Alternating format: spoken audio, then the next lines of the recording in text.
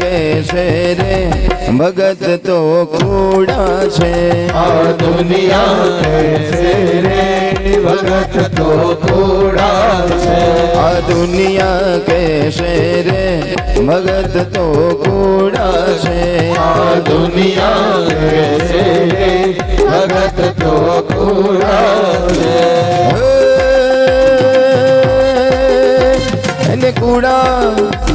એને કૂડા ન ગણશો રે પ્રભુ ને મન રૂડા છે એને કૂડા ના ગણશો રે પ્રભુ ને મન રૂડા છે એને કૂડા એને કૂડા ન ગણશો રે પ્રભુ ને મન રૂડા છે એને કૂડા ન ગણશો રે પ્રભુ ને મન રૂડા છે તમે નામ જય હો તમે નામ નારાયણ નું લેતા દર્શો નહીં તમે નામ નારાયણ નો લેતા ડરશો નહીં એ ભલે મારો નારાયણ ભલે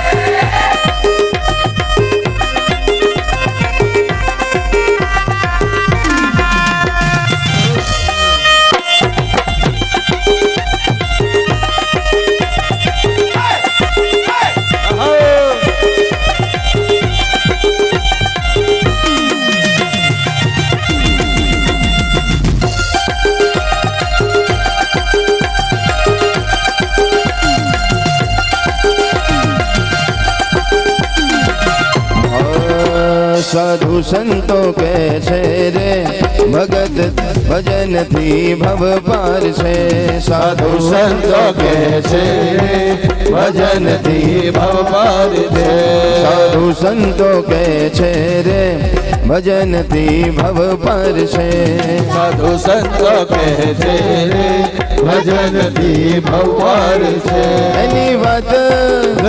एनी बात तमे मानजो बीजी बात में पड़शो नहीं एनी बात तमे मानजो बीजी बात पड़शो एनी बात तमे मानजो बीजी बात में पड़शो नहीं एनी बात तमे मानजो बीजी बात में पड़शो नहीं તમે નામ નારાયણ નું લેતા ડરશો નહીં તમે નામ નારાયણ નો લેતા ડરશો નહીં મથુરામાં વાગી મોરલી ગોકુળમાં કેમ રહેવાય રઘુરાય રણ છોડજી ઓ નાના હિંડોળે કે દ્વારિકામાં દીવા બળે વાગી મોરલી સોના ના દ્વારિકા ઉતાર દેશો ઓરડા ઉતાર દેશો ઓરડા અને દેશો મેળી કે રામોલ રઘુરાય રણ છોડજી ઓ નાના હિંડોળે કે દ્વારિકામાં દીવા બળે બાહો નાના હિંડોળે દ્વારિકામાં દીવા બળે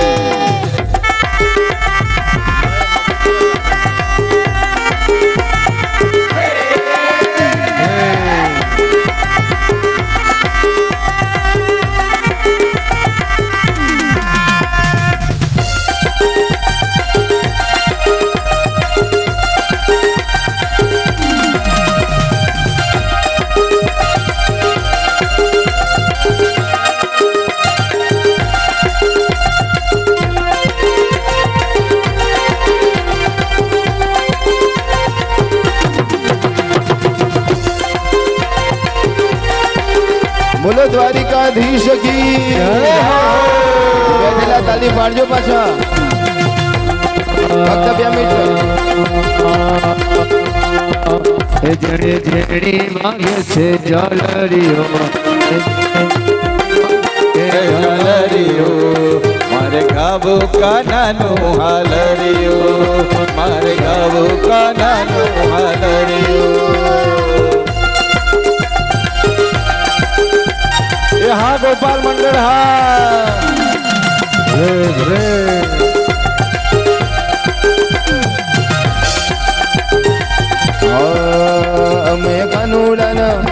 અમે કાનુડાના ભક્તો અમે કથામાં જઈએ. અમે કાનુડાના ભક્તો અમે કથામાં જઈએ. જરા જે કાનુડાના ભક્તો હોય જરા હાથ ઊંચા કરીને તાલી પાડો તો ખબર પડે. હવે છેલ્લે અમે કાનુડાના ભક્તો અમે કથામાં જઈએ. અમે કાનુડાના ભક્તો અમે કથામાં જઈએ.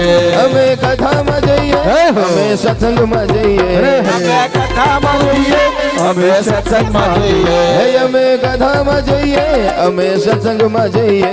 અમે કથામાં જઈએ. અમે સત્સંગમાં જઈએ. અમે કાનુડાના ભક્તો અમે કથામાં જઈએ. અમે કાનુડાના ભક્તો હાલો અમે કાનુડાના ભક્તો કથામાં જઈએ. અમે કાનુડાના ભક્તો અમે કથામાં જઈએ. જય રણછોડ આખણ ચોર જય રણછોડ આખણ ચોર જય જય જય જય જય રણછોડ. આખણ ચોર મંદિરમાં કોણ છે? રાજારણ ચોર છે. મંદિરમાં કોણ છે? રાજારણ ચોર છે. રાજા રણછોડ છે. મંદિરમાં ચોર છે. રાજા રણછોડ છે. આખણ ચોર છે. બોલો બોલો બોલો બોલો કૃષ્ણ કનૈયા લાલ કી જય હો. બોલો દ્વારિકાધીશ કી જય હો. બોલો હર હર મહાદેવ.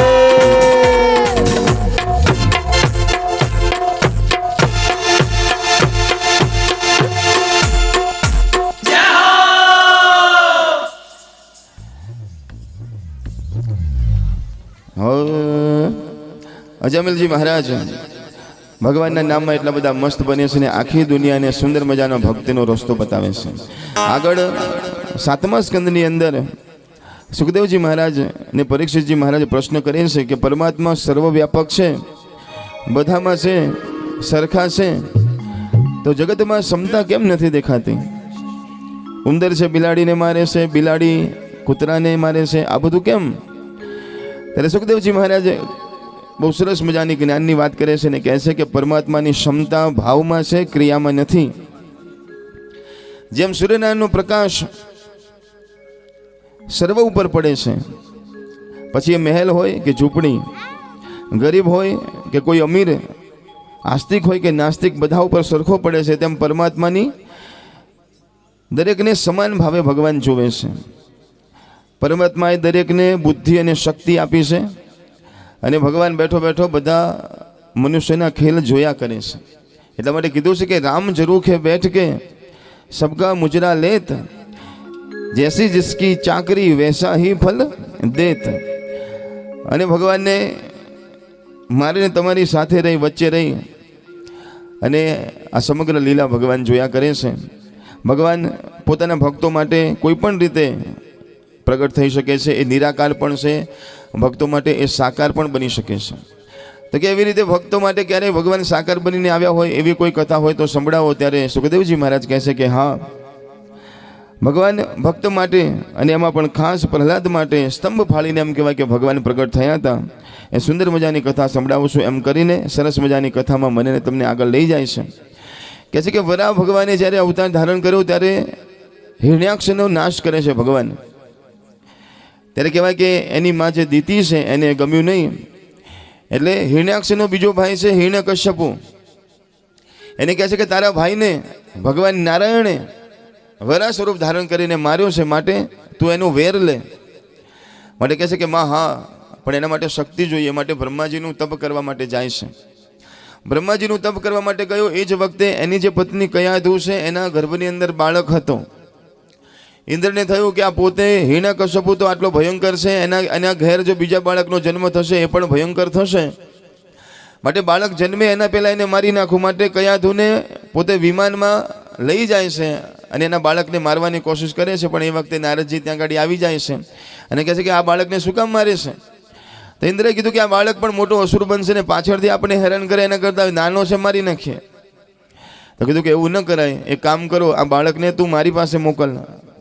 આ કયાધુને હું લઈ જાઉં છું અને મારા આશ્રમમાં લઈ જાઉં છું અને આ કયાધુને હું એવી કથા સંભળાવીશ વેદોની, ઉપનિષદોની, શાસ્ત્રોની, કે એ તો સાંભળશે પણ એની ગર્ભની અંદર જે બાળક છે એ પણ સાંભળશે ને ગર્ભમાં જો સાંભળશે તો એ રાક્ષસ નહીં થાય, એ ભગવાનનો ભક્ત થશે. માટે કયાધુને લઈ જાય છે નારદજી મહારાજ પોતાના આશ્રમમાં, વેદો ઉપનિષદો ભગવાનની કથા સંભળાવે છે. અને બીજી બાજુ એમ કહેવાય કે હિરણ્યકશ્યપુ તપ કરવા માટે ગયો છે. બ્રહ્માજી પ્રસન્ન થયા, કીધું કે માગ શું જોઈએ છે? તો કે મારી એક જ ઈચ્છા છે કે હું કોઈ દિવસ મરું નહીં. ત્યારે બ્રહ્માજીએ કીધું કે એવું ન થાય, જેનો જન્મ થાય છે એનું મૃત્યુ અવશ્ય થાય છે, માટે મૃત્યુ તો આવશે, બીજું કંઈ માંગી લે. તો કે તો પછી મને વરદાન આપો કે હું દિવસે ન મરું, રાત્રે ન મરું, ધરતી ઉપર ન મરું, આકાશમાં ન મરું, કોઈ અસ્ત્રથી ન મરું, કોઈ શસ્ત્રથી ન મરું, વર્ષના 12 મહિના છે 12 મહિનામાં ન મરું, માણસથી ન મરું, દાનવથી ન મરું, પશુથી ન મરું, પંખીથી ન મરું. કહેવાય કે જેટલા એને આવડતા હતા શબ્દો બધા કહી દીધા કે આમાંથી કોઈનાથી હું ન મરું. બ્રહ્માજીએ કીધું કે તથાસ્તુ, એનો રસ્તો ભગવાન કાઢી લેશે. હિરણ્યકશ્યપુ પાછો આવે છે. કયાધુના કુખે ભક્ત પ્રહલાદનો જન્મ થાય છે. સાંભળજો, પ્રહલાદજી મહારાજ નાનપણથી પરમાત્માના સરસ મજાના ભક્ત છે, નારાયણના ભક્ત છે. ચાલતા શીખ્યા છે, સમજતા શીખ્યા છે. 8-10 વર્ષના પ્રહલાદજી મહારાજ થયા અને એમ કહેવાય કે બજારમાં નીકળ્યા હતા ત્યારે એક કુંભાર માટલાને જોઈને રડતો હતો. પ્રહલાદજી કહે છે કે કેમ રડો છો? તો કીધું કે મને એટલા માટે રડવું આવે છે કારણ કે મેં બધા માટલા નિભાડે ચડવા માટે મૂકી દીધા છે અને મારા બાળકોએ હમણાં મને કીધું કે એ બધા માટલાની અંદર એક બિલાડીએ નાના બચ્ચાને જન્મ આપ્યો હતો. હવે કયા માટલામાં છે મને ખબર ન પડી, મેં અંદર મૂકી દીધું છે અને નીચે અગ્નિ લાગી ગયો છે. હવે એનું શું થશે બાળકોનું? એની મને એમ કહેવાય કે બીક લાગે છે. ત્યારે કુંભારની પત્ની આવીને કહે છે કે તમે ચિંતા ન કરો, જે જન્મ આપે ને એ જીવની રક્ષા કરે છે અને આ દુનિયામાં મારવા વાળો અને બચાવવા વાળો ભગવાન છે. માટે ભગવાન જો મારવા માગે તો કોઈ બચાવી ન શકે ને ભગવાન જો બચાવવા માગે તો આ દુનિયામાં કોઈ મારી ન શકે. માટે મને ભગવાન નારાયણ ઉપર વિશ્વાસ છે. ભગવાનનું ભજન કરો, ભગવાન જરૂર આવશે. અને પતિ પત્ની બંને જણા ભગવાનનું ભજન કરવા લાગ્યા અને કહેવાય કે એ જ વખતે અચાનક આકાશમાં વાદળો બનવા લાગ્યા, ગર્જનાઓ થવા લાગી, વાદળો બનવા લાગ્યા અને ત્યાં તો અનરાધાર વરસાદ વરસ્યો. ગામમાં બીજા કોઈ ઠેકાણે નથી, આજુબાજુના ગામમાં ક્યાંય નથી, એ જ જગ્યા ઉપર વરસાદ આવ્યો. અને નિભાડામાં જ્યાં અગ્નિ હતો એ અગ્નિ બુઝાઈ જાય છે. બાળકો દોડે છે, એક માટલું બીજું માટલું ખસેડે છે. જે માટલામાં બાળકો હતા એને લે છે અને જ્યાં બચ્ચાને કાઢે છે તો જીવતા બાળકો બહાર નીકળે છે. કહેવાય કે પતિ પત્ની એટલા બધા રાજી થઈ જાય છે કે જો ભગવાને રક્ષા કરી, જોઈને ભગવાને રક્ષા કરી. આ દ્રશ્ય જ્યારે પ્રહલાદજી મહારાજે જોયું ત્યારે હૃદયમાં બેસી ગયો કે આ નારાયણ છે, એ પરમ ભગવાન છે, પરમ પિતા પરમાત્મા છે. એ જે કરી શકે એવું બીજું કોઈ ન કરી શકે. માટે નાનપણથી નારાયણની ભક્તિનો લગ્ન લાગી છે. હંમેશા નારાયણ નારાયણ બોલતા હોય. એક વખત પિતાજી સાંભળી ગયા, આ કોનું નામ લેશે? એટલે કે પરમ પિતા પરમાત્માનું નામ લઉં છું, કે નારાયણ જેવું કોઈ નથી, હું જ ભગવાન છું. માટે ભજન કરવું હોય તો મારું ભજન કર. ત્યારે પ્રહલાદજી કહે છે કે તમે કોકને મારી તો શકો પિતાજી, પણ કોક મર્યું હોય તો એને તમે જીવતા કરી શકો? એટલે કે તું મને બહુ જ્ઞાનની વાતો ન કર, હું જ ભગવાન છું. રાક્ષસોના ગુરુ હોય છે, એની ગુરુકુળમાં પ્રહલાદને મૂકવામાં આવે છે કે આને અહીંયાથી લઈ જાઓ અને આને અસુર વિદ્યા શીખવાડો.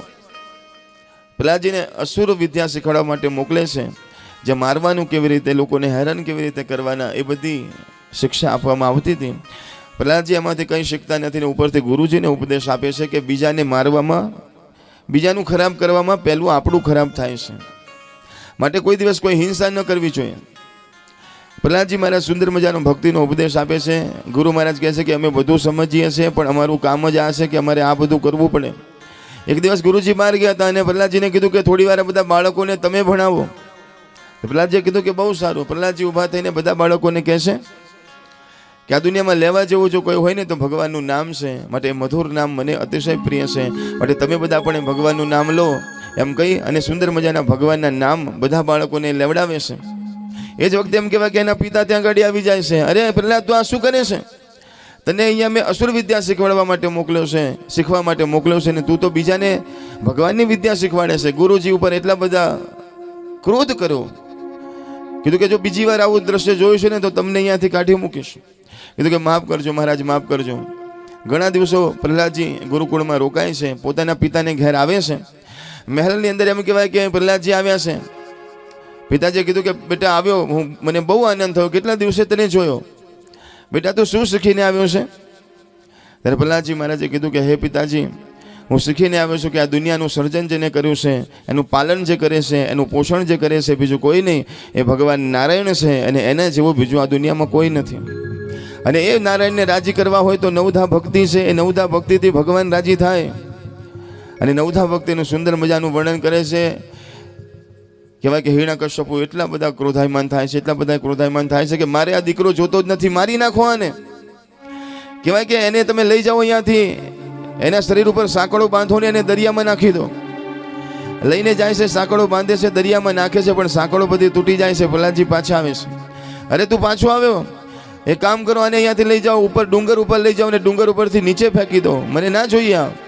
ડુંગર ઉપરથી નીચે ફેંકે છે, પણ એમ કહેવાય કે ફૂલના ટોપલામાં ફૂલ પડે ને એવી રીતે પ્રહલાદજી મહારાજ પડ્યા છે. પાછા આવ્યા. અરે કીધું આ બધું હું શું જોઉં છું, કોઈ પણ રીતે મળતું નથી. હાથીને મદિરા પીવડાવીને એમ કહેવાય કે પ્રહલાદજીની સામે મૂકવામાં આવે છે. હાથી મારું મારું કરતો આવે છે, પણ જ્યાં પ્રહલાદજીની પાસે આવે છે બધું જ ભૂલી જાય છે અને પ્રહલાદજીના ચરણમાં પ્રણામ કરે છે. કહેવાય કે હિરણ્યકશ્યપુના બેન આવે છે, હોલિકા જેનું નામ છે, એને કીધું કે મને ન બળવાનું વરદાન છે, હું અગ્નિમાં બેસી જાઉં પણ મને અગ્નિ બાળી ન શકે એવું વરદાન છે. ભાઈ તમે એક કામ કરો, આને મારા ખોળામાં આપો અને અગ્નિ પ્રગટ કરી દો, એટલે એનું કામ તમામ થઈ જશે. હોળિકા લઈને બેઠી છે અગ્નિમાં, પ્રહલાદજીને ખોળામાં બેસાડ્યા છે, નીચે અગ્નિ લગાવી. કહેવાય કે જેને વરદાન હતું એ હોળિકા ત્યાં બળી ગઈ અને ભગવાનનો ભક્ત એમ કહેવાય કે ચિરંજીવી થઈને બહાર આવે છે. કીધું કે આ બધું કોણ કરે છે? ત્યારે પ્રહલાદજી કહે છે કે આ મારો ભગવાન કરે છે. તું ભગવાન ભગવાન કરે છે, ક્યાં છે ભગવાન? અરે પિતાજી તમે પ્રશ્ન ખોટો કર્યો છો, ક્યાં છે ભગવાન? નહીં, ક્યાં નથી ભગવાન એમ કહો. તો ગરમ કરેલો એક થાંભલો લાવીને કહે છે કે શું આમાં ભગવાન છે? પ્રહલાદજી કહે છે કે હા મારો ભગવાન આમાં પણ બેઠો છે. તો જો આમાં બેઠો હોય તો ફેટી જા તારા ભગવાનને, તો હું પણ જાણું. અને પ્રહલાદજી એ જ વખતે એ ગરમ કરેલા થાંભલાને ભેટવા માટે જાય છે. ભગવાને થયું કે મારો ભક્ત ડરી ના જાય, એટલા માટે એ થાંભલા ઉપર કીડીઓની શેર જાતિ દેખાડે છે. કીડીઓને જોવે છે પ્રહલાદજી. ત્યારે મનમાં કહે છે કે ભગવાન મને તમારા ઉપર પૂરેપૂરો ભરોસો છે કે તમને મારું ધ્યાન છે, તમારી દ્રષ્ટિ મારા ઉપર છે, કીડીઓને બતાવવાની જરૂર નથી. અને જ્યાં એ સ્તંભને પ્રહલાદજી મહારાજ ભેટવા માટે જાય છે એ જ વખતે એ સ્તંભના 2 કટકા થાય છે અને અંદરથી નરસિંહ ભગવાન પ્રગટ થાય છે. સંતો ભક્તો ભગવાનનો જય જયકાર કરે છે સમીરભાઈ પ્રેમથી અને ભાવથી.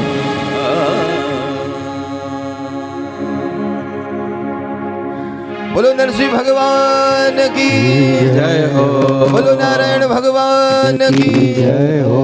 બધાની આંખો એમ કહેવાય કે ચાર થઈ જાય છે કે આ શું છે.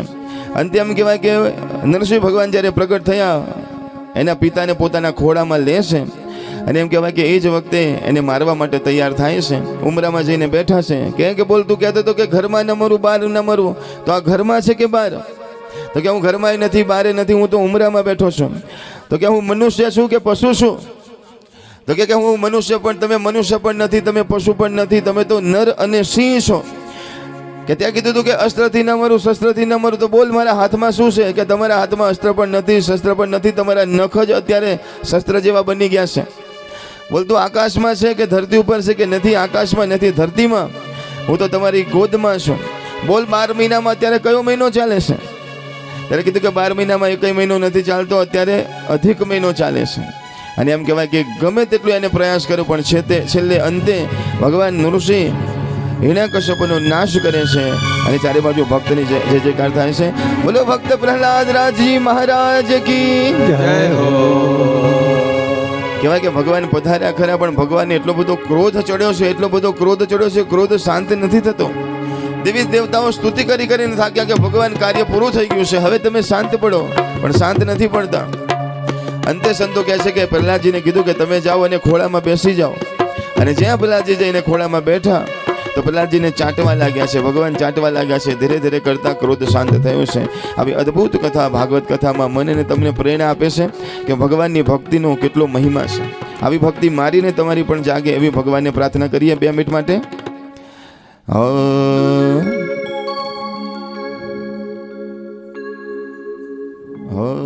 ઓમ નમો ભગવતે વાસુદેવાય. ઓમ નમો ભગવતે વાસુદેવાય. ઓમ નમો ભગવતે વાસુદેવાય. ઓમ નમો ભગવતે વાસુદેવાય. સતજી મહારાજ સુંદર મજાની કથા સોનક આદિ ઋષિમુનિઓને સંભળાવે છે. બીજી બાજુ એમ કહેવાય કે સુખદેવજી મહારાજ સુંદર મજાની કથા પરીક્ષિત મહારાજને સંભળાવે છે. પરીક્ષિત પ્રશ્ન કરે છે કે ઘણા બધા ભક્તોનો ઉદ્ધાર ભગવાને કર્યો, પણ શું કોઈ એવો પ્રસંગ બન્યો હતો કે જેમાં કોઈ પશુનો ઉદ્ધાર ભગવાને કર્યો હોય? તો કહે છે કે હા હા હા હા, ગજેન્દ્ર મોક્ષની કથા સંભળાવે છે. 8મા સ્કંદની અંદર ગજેન્દ્ર મોક્ષની કથા છે. કહે છે કે ત્રિકુટાચલ પર્વત ઉપર એક હાથી રહેશે, નામ છે એનું ગજેન્દ્ર. અને એટલું મસ્ત એમ કહેવાય કે હાથી છે, પોતાનો બહુ મોટો પરિવાર છે, ઘણા બધા પત્ની છે, ઘણા બધા બાળકો છે. હાથીને એમ કહેવાય કે પાણીથી બહુ પ્રેમ હોય, સરોવરમાં સ્નાન કરવાનું એને બહુ ગમે છે. તો રોજ સ્નાન કરવા માટે જાય છે, સાંજે પાછો જાય છે, સવારે આવે છે, સાંજે પાછો જાય છે. આવી રીતે જીવન ચાલે છે. પણ એક દિવસ બન્યું એવું કે જે સરોવરમાં સ્નાન કરવા માટે હાથી ગયો, એ જ સરોવરની અંદર એક બહુ મોટો મગર હતો. એને હાથીનો પગ પકડ્યો અને એમ કહેવાય કે પગ ખેંચ્યો. હાથી એમ કહેવાય કે એક સામાન્ય હાથી નહોતો, આખા જંગલનો રાજા. બધા પશુઓ એને જોઈને જ દૂર ભાગે એવો ભયંકર હાથી. પણ કહેવાય કે હાથીને થયું કે કોઈક મારું પગ પકડે છે, પણ એને અભિમાન હતું કે મારો પગ પકડવાની તાકાત કોની છે, હમણાં છોડી દેશે. પણ મગર એમ કહેવાય કે ધીરે ધીરે પગને બરોબર પકડીને અંદર ખેંચે છે. કહેવાય કે હાથીનું જોર ધરતી ઉપર ચાલે, પણ પાણીમાં હાથી બહુ જોર ન કરી શકે. અને મગરનું જોર એમ કહેવાય કે બહાર ઓછું ચાલે, પણ પાણીમાં એની શક્તિ અનેક ગણી વધી જાય. એને બહુ થયો એમ કહેવાય કે પગ કાઢવાની કોશિશ કરે છે, પણ નીકળતું નથી. વધારે ને વધારે અંદર ખેંચાય છે. એટલે બધા પોતાના પરિવારને કહે છે કે મને કોઈએ પકડ્યો હોય એવું લાગે છે, મને બચાવો. તો બધા સૂંઢોથી ખેંચવા લાગ્યા, બચાવવા લાગ્યા. ઘણો પ્રયત્ન કર્યો, બહાર નથી આવતો હાથી. એક દિવસ વીતી ગયો, 2 દિવસ વીતી ગયા, 3 દિવસ વીતી ગયા. પરિવાર બધો હેરાન પરેશાન. હવે ક્યાં સુધી આ કરવું? અમને તો ભૂખે લાગી છે, ઘરે જવું છે, આ બાળકો રડે છે. એટલે કહે છે કે અમે બધા જઈએ છે. અરે કે મને એકલો મૂકીને ક્યાં જાવ છો? તમારા માટે તો મેં બધું કર્યું છે, તમારા સુખનું આટલું બધું ધ્યાન રાખ્યું, તમે મને મારા માટે ઊભા તો રહો. અને કે 3 દિવસ રહ્યા, હજી બીજા 3 દિવસ, 6 દિવસ રહ્યા, પણ કે હવે નહીં રહી શકીએ. પરિવાર બધો છોડીને જવા લાગ્યો છે. હાથી વિચાર કરવા લાગ્યો કે જેના માટે આખી જિંદગી, આ તો બધા મને છોડીને જાય છે. સંતો કહે છે કે આ કથા કોઈ હાથીની નહીં, મારા ને તમારી, આપણા બધાની આ કથા છે. આખી જિંદગી હું અને તમે સંસાર માટે એમ કહેવાય કે સમય આપીએ છીએ. આખી જિંદગી ધન સંપત્તિ કમાવા માટે એમ કહેવાય કે સમય કાઢીએ છીએ. પણ જ્યારે મારું ને તમારું મૃત્યુ થાય ને, તો કોઈની પાછળ સંપત્તિ જતી નથી. આપણે કહીએ કે ભાઈ આખી જિંદગી તને કમાવામાં અમે બધું ગુમાવ્યું છે, ચાલ અમારી સાથે. સંપત્તિ કે અમે ઘરની બહાર ન નીકળીએ. સગા સંબંધી કે અમે આવીએ ખરા, પણ સ્મશાન સુધી. એનાથી આગળ કોઈ આવતું નથી. આગળ કોણ આવે છે? તો કહે છે તમારા કર્મ આવે છે. તમારું જે પાપ છે, તમારું પુણ્ય છે, એ તમારી સાથે રહેશે. અને હાથીનો પગ પકડ્યો છે. સંતો કહે છે કે કાળ જ્યારે પકડે ને, તો સૌથી પહેલી શરૂઆત પગથી કરે છે. સાંભળો છો ને બધા? ઘૂંટણે ધીરે ધીરે દુખાવાનું શરૂ થાય. ઘણા લોકો કહે છે કે ફલાણા માણસનું મૃત્યુ અચાનક થઈ ગયું, ખબર ન પડીને જતા રહ્યા. કોઈ ખબર ન પડીને જતા નથી રહેતા. ભગવાન ટપાલો મોકલે છે બધાને. આપણે બધાને પણ ટપાલો મોકલે છે. અને એમ કહેવાય કે ટપાલ ખાનગીમાં નથી મોકલતા, જગ જાહેર મોકલે છે. કેવી ટપાલ મોકલે છે ખબર છે? હા, કે ઘડે પણ ઘોડે ચડીને આવ્યો રે, ગડપણ ઘોડે ચડીને આવ્યો રે, ગડપણ ઘોડે ચડીને આવ્યો રે, ગડપણ ઘોડે ચડીને આવ્યો રે. સૌથી પહેલા ઘોડે ચડીને ગડપણ આવે એટલે પહેલા માથાના વાળ સફેદ થાય. સાંભળો છો ને બધા? તો સમજવાનું કે ચિઠ્ઠી આવી, હવે થોડા જાગી જાઓ. ચિઠ્ઠી આવી છે, હવે પાછા વળવાની. પણ ભગવાન કરે ધોળા, તો માણસ કરે ગડપણ ઘોડે ચડીને આવ્યો રે, ગડપણ ઘોડે ચડીને આવ્યો. મારી આંખડીઓનું ઓછું થયું અજવાડું રે, આંખડીઓનું ઓછું થયું અજવાડું. ધીરે ધીરે ઉંમર વધે એટલે આંખે જોવાનું ધીરે ધીરે ઓછું થાય. 40 વર્ષ થાય, 42 વર્ષ થાય એટલે બેતાલા આવે. આજે તો પાણીના એવા ફેર પડી ગયા છે કે નાના છોકરાને ચશ્મા આવે એની વાત નથી થતી, પણ જે ઉંમરના લીધે જે ચશ્મા આવે છે એની વાત થાય છે. ભગવાન ધીરે ધીરે આંખો બંધ એટલા માટે કરે છે, એમ કહેવા માંગે છે કે બહારનું બહુ જોયું, હવે અંદર અંદર જુઓ, અંદર. પણ ભગવાને આખું દેખવાનું ઓછું કરે તો આપણે ચશ્મા ચડાવીએ, મોતિયા ઉતરાઈએ, પણ અમે તો કે ઘડપણ ઘોડે ચડીને આવ્યો રે, ઘડપણ ઘોડે ચડીને આવ્યો રે કર્ણ ભુવનમાં, મારા કર્ણ ભુવનમાં દેવાઈ ગયા અલી ઘડના તાળા રે, કર્ણ ભુવનમાં દેવાઈ ગયા અલી ઘડના તાળા રે, કર્ણ ભુવનમાં દેવાઈ ગયા અલી ઘડના તાળા રે, કર્ણ ભુવનમાં દેવાઈ ગયા અલી ઘડના તાળા રે. ત્રીજી ચિઠ્ઠી આવી, ધીરે ધીરે કાને સંભળાવવાનું બંધ થાય. ભગવાન ધીરે ધીરે કાને ઓછું કરી દે કે હવે બહારનું સાંભળવાનું રહેવા દો, હવે ભીતરમાં બેઠો બેઠો હું વાતો કરવા માંગુ છું, મારી સાથે વાતો કરો. પણ કે ના, અમે તો મશીન લગાવવાના અને અમે તો બહારનું સાંભળવાના, અમે તો સિરિયલો જોવાના, ગીતો સાંભળવાના. કારણ કે ધીરે ધીરે ઉંમર થાય ને એટલે કાને સંભળાવવાનું ઓછું થાય. એક સમય એવો હોય કે પતિ પત્ની પોતાના હિંચકામાં બેઠા હોય ને તો ચોથા ઘેર શું વાતો થતી હોય બે જણા બેઠા બેઠા સાંભળતા હોય કે જો ફલાણા માણસો જો આ ચોથા ઘેર વાતો થાય છે, અહીં જવાના છે, ત્યાં જવાના છે, ચોથા ઘરની વાતો સંભળાતી હોય. એક સમય એવો હોય અને એક સમય ઉંમરનો એવો આવે કે બંને જણા એક જ હિંચકામાં બેઠા હોય ને હિંચકા ખાતા હોય. એક કહે કે સાંભળ્યું, બીજો કહે કે હો, કે સાંભળ્યું, બીજો કહે કે હો. કાન બંધ થઈ ગયા કે ક્યાં ગયા હતા, તો ક્યાં કડી ગયા ત્યાં. ના હોય, તમે પડી ગયા હતા, એટલે પડી નથી ગયા, કડી ગયા છે.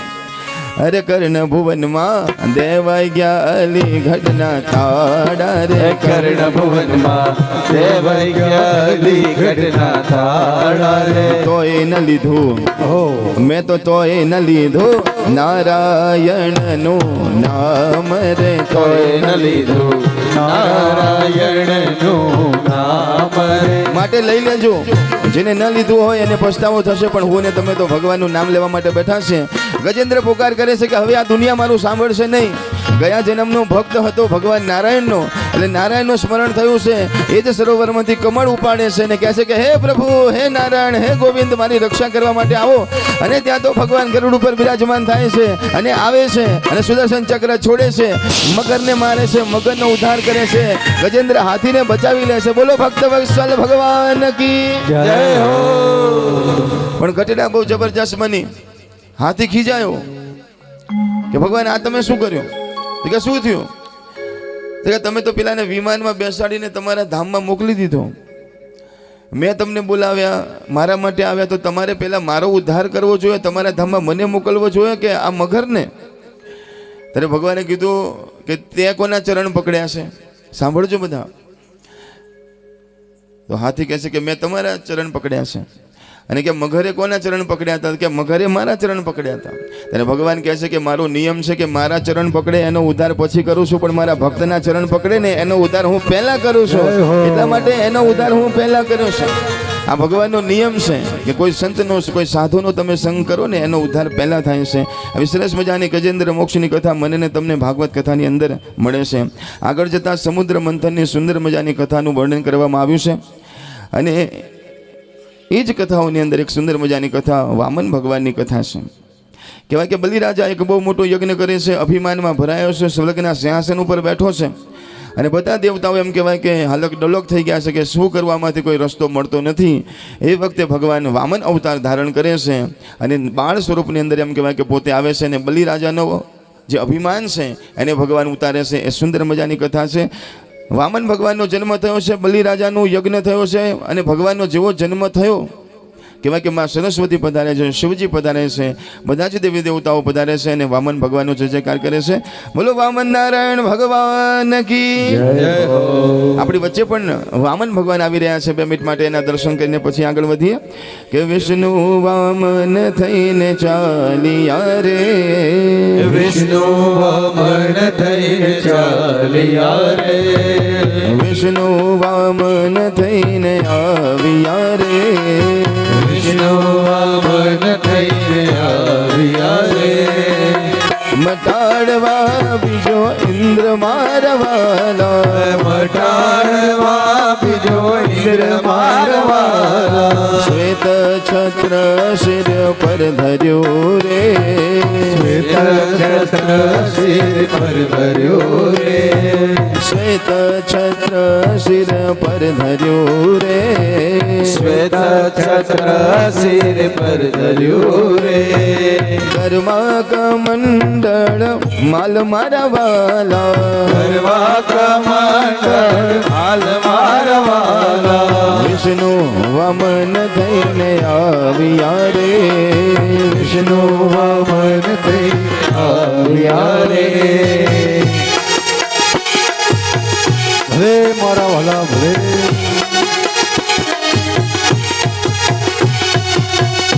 જય હો વામન દેવી જય હો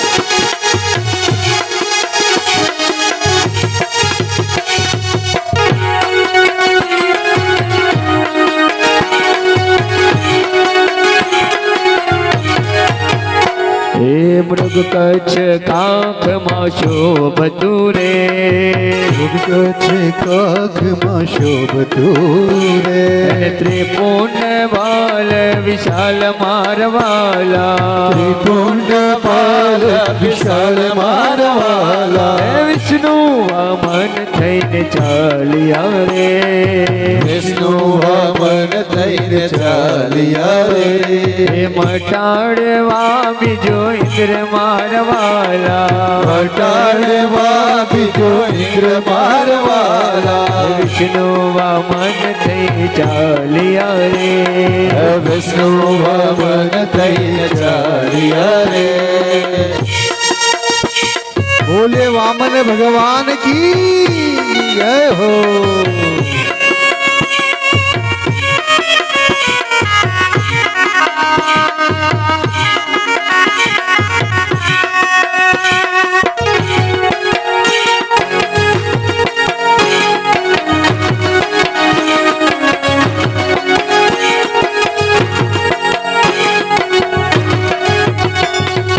વેદ દર્ભવાલ જગાવતા રે ભગવાન જગાડતા રે અને યજ્ઞો પવિત્રના દાન મારવાલા યજ્ઞ પવિત્ર દાન મારવાલા હે વિષ્ણુ વામન થઈને ચાલ્યા રે વિષ્ણુ વામન થઈને ચાલ્યા રે હે મટાડવા બીજો ઇન્દ્ર મારવાલા મટાડવા બીજો ઇન્દ્ર મારવાલા હે સરસ્વતી હાર આરોપતા રે સરસ્વતી હાર આરોપતા રે એને માતા પીરસે છે પકવાન મારવાલા માતા પીરસે છે પકવાન મારવાલા વિષ્ણુ વામન થઈને ચાલ્યા રે વિષ્ણુ વામન થઈને ચાલ્યા રે ભલે વિષ્ણુ ભગવાન ભલે જય હો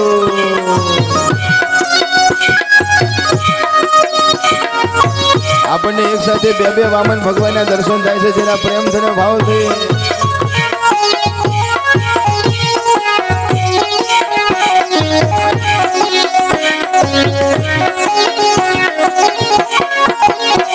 હે કરુણા સિંધુ ક્યાં ચાલ્યા રે કરુણા સિંધુ ક્યાં ચાલ્યા રે અરે અધૂરી છે અમ આસ મારવાલા અધૂરી છે અબ આશ મારવાલા હે વિષ્ણુ વામન થઈને ચાલ્યા રે વિષ્ણુ વામન થઈને ચાલ્યા રે અરે ભૃગુ કચ્છમાં હું જાઉં છું રે કચ્છમાં હું જાઉં છું રે હણવા બલીનું અભિમાન મારવાલા હણવા બલીનું અભિમાન મારવાલા હે વિષ્ણુ વામન થઈ ચાલ્યા રે વિષ્ણુ વામન થઈ ચાલ્યો રે વિષ્ણુ વામન થઈ ચાલ્યો રે વિષ્ણુ વામન થઈ ચાલ્યા રે મટાડવા બીજો ઇન્દ્ર મારા વાલા મટાડવા બીજો ઇન્દ્ર મારા વાલા વિષ્ણુ વામન થઈને ચાલ્યો રે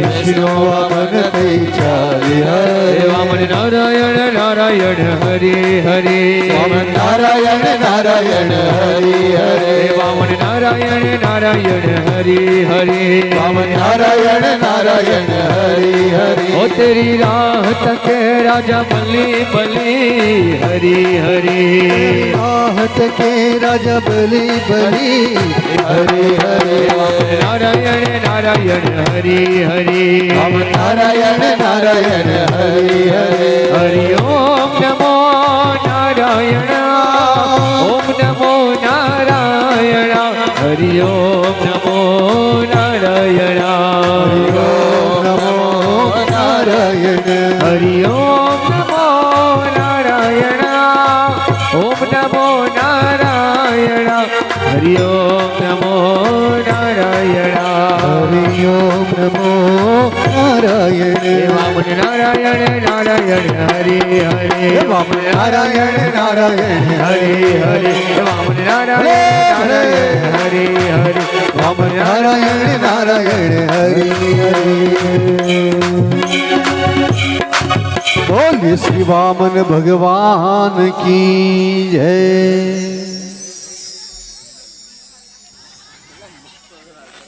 दरेक जन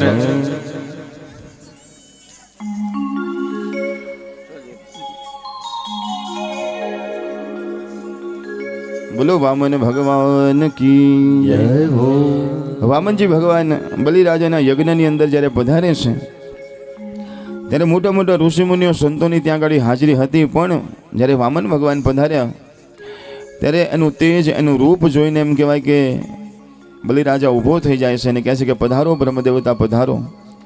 સુંદર સ્વાગત કરે છે, પૂજા કરે છે, વિરાજમાન કરે છે, સ્વાગત કરે છે. વામન ભગવાન પણ રાજી થાય છે. કીધું કે મહારાજ અમારા આ યજ્ઞમાં પધાર્યા છો, મને દાનવીર કહેવામાં આવે છે, તો માગો માગો મહારાજ, તમારે શું જોઈએ છે, તમે જે માગો હું તમને આપું. ત્યારે વામન ભગવાન કહે છે કે હું માગવા માટે નથી આવ્યો, મારે કંઈ જોતું નથી. કીધું કે નહીં નહીં મહારાજ, આજે મોકો છે, મારા જેવો આપવાવાળો તમને નહીં મળે. ત્યારે વામન ભગવાન કહે છે કે મારા જેવો બ્રાહ્મણ પણ તને નહીં મળે. તો કીધું કે નહીં માગો. જ્યારે બહુ કહે છે કે ત્યારે કહે છે કે તારી આટલી બધી ઈચ્છા છે ને માગો માગો કરે છે, તો એક કામ કર, મને 3 ડગલા પૃથ્વી આપ. એટલે કે મહારાજ તમારું શરીર નાનું છે, એમ તમારી બુદ્ધિ પણ નાની લાગે છે, ઓછી લાગે છે. કેમ કે મારી પાસે આવીને 3 ડગલા પૃથ્વી માગો છો? તમે 3 ગામ માગો, 30 ગામ માગો, 300 ગામ આપવાની તૈયારી મારી છે, મારું એટલું મોટું રાજ છે ને તમે 3 ડગલા પૃથ્વી માગો છો? કીધું કે બસ આ માણસને જેટલી જરૂર હોય એટલું જ મગાય, મારે આટલી જરૂર છે તો આટલું તો આપી બતાવો, પછી બીજી વાત.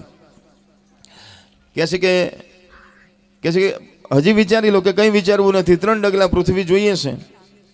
જ્યારે આ વાત કરે છે ત્યારે બલિરાજા કહે છે કે કંઈ વાંધો નહીં, તમારી જે ઈચ્છા હોય હું પૂરી કરીશ, જાઓ તમને 3 ડગલા પૃથ્વી આપી. ત્યારે કીધું કે એમ કહેવાથી ન ચાલે, હાથમાં જળ લઈ અને સંકલ્પ કર તો હું માનું. તો એમ કહેવાય કે જળપાત્ર ત્યાં લે છે અને જળપાત્ર લઈ અને એમ કહેવાય કે જ્યાં નમાવા જાય છે, એ વખતે બલિરાજાના ગુરુ શુક્રાચાર્યજી મહારાજ ત્યાં હતા. એને ખબર પડી ગઈ કે આ કોઈ સામાન્ય બાળક નથી, આ તો ભગવાન છે ને ભગવાન કંઈક કપટ કરવા આવ્યા લાગે છે. માટે ના પડે છે કે નહીં, તું એ માગે આપીશ નહીં તો તારું અહિત થશે. ત્યારે કહેવાય કે ગુરુ તો બલિરાજા કહે છે કે ગુરુ તો એને કહેવાય કે જે દાન આપવાનું શીખવાડે, અને હું દાન આપું છું ને તમે મને રોકો છો, તમે કેવા પ્રકારના ગુરુ છો? અરે કીધું પણ દાન લેવા આવ્યો છે, સામાન્ય નથી, વેશ બદલીને ભગવાન આવ્યો છે. તો કહે છે કે દાન આપવું તો અતિશય સારું કહેવાય ને એમાં જો ભગવાનને આપવાનું આવે તો એના કરતાં સારું કહેવાય. તમે રોકવા મને ન જોઈએ, ભગવાનને દાન આપું છું તો ઉપરથી તમારે રાજી થવું જોઈએ. કહે છે કે નહીં, જળ પાત્ર લઈને એમ કહેવાય કે હાથમાં જળ લેવા જાય છે, પણ જે જળની નાળ છે એ નાળની અંદર શુક્રાચાર્યજી મહારાજ અંદર બિરાજમાન થઈ જાય છે કે જળ પડવા જ ન દઉં. વામન ભગવાન કહે છે કે કેમ જળ પડતું નથી? કે ખબર નહીં, એક સળી લે છે અને અંદર નાખે છે અને શુક્રાચાર્યજી મહારાજની એક આંખ ફોડી નાખે છે. કહે છે કે જે ગુરુ પોતાના શિષ્યને સારા કામ કરતા રોકે એ સારું ન કહેવાય. અને પછી પાણી પડ્યું છે, હાથમાં જળ લીધું છે અને 3 અંજલિ જળ નાખ્યું અને કીધું કે જાઓ તમે જે માગો હું તમને આપું છું, 3 ડગલા પૃથ્વી હું તમને આપું છું. અને જ્યાં સંકલ્પ કર્યો છે ત્યાં જે વામન ભગવાન હતા ધીરે ધીરે ધીરે ધીરે વિરાટ થવા લાગ્યા. કહેવાય કે આકાશ સુધી એમ કહેવાય કે સુંદર મજાનું સ્વરૂપ ધારણ કર્યું છે. એક ડગલી ભર્યું, કહેવાય કે સમગ્ર પૃથ્વીને માપી લીધી. બીજા ડગલાની અંદર સમગ્ર એમ કહેવાય કે સ્વર્ગ નર્ક બધું એમ કહેવાય કે માપી લીધું. અને હવે બલિરાજાને કહે છે કે બોલ બલિરાજા, આ ત્રીજો પગ હું ક્યાં મૂકું, આ ત્રીજું ચરણ હું ક્યાં મૂકું? બલિરાજાએ કીધું કે મારું જેટલું રાજ હતું એ તો બધું તમે લઈ લીધું, હવે બીજું મારી કોઈ ગતિ નથી, હવે ત્રીજું ડગલું ક્યાં મૂકશો? ત્યારે બલિરાજાએ કીધું કે એક કામ કરો, આ ત્રીજું ડગલું મારા માથા ઉપર મૂકો, એ સિવાય બીજું કોઈ રસ્તો નથી. અને બલિરાજાના મસ્તક ઉપર ભગવાન પોતાનો ચરણ મૂકે છે અને પાતાળમાં મોકલી દેશે કે હવે તારે ધરતી લોક ઉપર નહીં, પાતાળમાં તારે રાજ કરવાનું, પાતાળ નહીં દુનિયા હું તને આપું છું. બલિરાજા આ બધું જોઈને અતિશય પ્રસન્ન થાય છે. કંઈ વાંધો નહીં ભગવાન, તમે જે કરો એ બરોબર છે. વાત અહીંયા પૂરી થઈ ગઈ હતી. ભગવાન વધારે ન બોલ્યા હોય તો સારું હતું, પણ ભગવાનને જતા જતા થયું કે લાવ બલિરાજાને હું કંઈક આપું. એટલે કીધું કે બલિરાજા હું તારા ઉપર બહુ પ્રસન્ન છું, માટે તારે પણ કંઈ માગવું હોય તો માગી લે. તો બલિરાજા કીધું કે તમે મને જે આ સૂતળ લોકનું રાજ આપ્યું છે, તો એક કામ કરો, આની રક્ષા કરવા માટે તમે દ્વારપાળ થઈને અહીંયા બેસો. ભગવાનને બલિરાજાએ બાંધી દીધા અને દ્વાર પર બનાવી દીધા. 6 મહિના વીતી ગયા, ભગવાન ત્યાં ને ત્યાં દ્વાર ઉપર ઊભા છે. લક્ષ્મીજી વિચાર કરે કે આ નારાયણ ક્યાં ગયા? નારદજીને બોલાવે છે કે ભગવાન ક્યાં છે? તો કહે તો નીચે પાતાળમાં સૂતળ લોકમાં. કહેવાય કે લક્ષ્મીજીને થયું કે મારે ભગવાનને પાછા લાવવા છે, એટલે રૂપ બદલીને જાય છે બલિરાજાની પાસે અને રડવા લાગે છે. બેન તમે કેમ રડો છો? તો કહે છે કે મારી પાસે બીજું બધું છે, પણ મારો કોઈ ભાઈ નથી, ભાઈ વગર મને સારું લાગતું નથી, મારે કોઈ ભાઈ નથી ને એટલા માટે રડું છું. તો બલિરાજાએ કીધું કે ચિંતા ન કરો, આજથી હું તમારો ધર્મનો ભાઈ છું, તમે મારા બેન છો, બસ. લક્ષ્મીજી બહુ રાજી થઈ જાય છે. રક્ષાબંધનનો દિવસ આવ્યો એટલે ભાઈને રાખડી બાંધવા આવે છે. બલિરાજા રાખડી બંધાવે છે અને પછી કહે છે કે માગો, તમે આજે બેન છો અને આજે આપવાનો દિવસ છે. એટલે કીધું કે નહીં, મારે કંઈ જોતું નથી, કોઈ વસ્તુ માટે તમને રાખડી નથી બાંધી, પણ મારા ભગવાન તમારી ખૂબ રક્ષા કરે એવી પ્રાર્થના કરું છું. કે તમારી વાત સાચી, પણ એક ભાઈને ફરજ છે કે પોતાની બેનને કંઈ આપે, માગો. કે નથી જોતું કંઈ? કે ના માગો. તો બહુ કીધું એટલે લક્ષ્મીજી કીધું કે બીજું કંઈ ના આપો, આ તમારો દ્વારપાળ જે છે ને એ મને આપી દો, બીજું કંઈ જોતું નથી, આ દ્વારપાળ મને આપી દો. કહે છે કે તમે કોણ છો? ત્યારે કીધું કે હું લક્ષ્મીજી છું અને મારો ભગવાન અહીંયા બેઠો છે, ત્યાં વૈકુંઠ સૂનું પડ્યું છે.